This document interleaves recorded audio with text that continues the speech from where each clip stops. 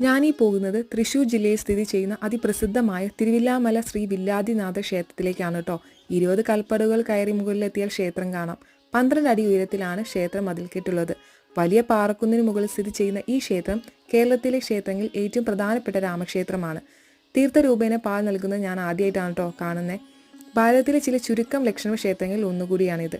ക്ഷേത്രത്തിന്റെ തെക്കു പടിഞ്ഞാറ് ഭാഗത്തായി കാണുന്ന ആൽമരത്തിൽ ശ്രീ ഗുരുവായൂരപ്പൻ സാന്നിധ്യം ഉള്ളതിനാൽ തന്നെ ഗുരുവായൂരപ്പൻ ആലെന്നും വിളിക്കുന്നു.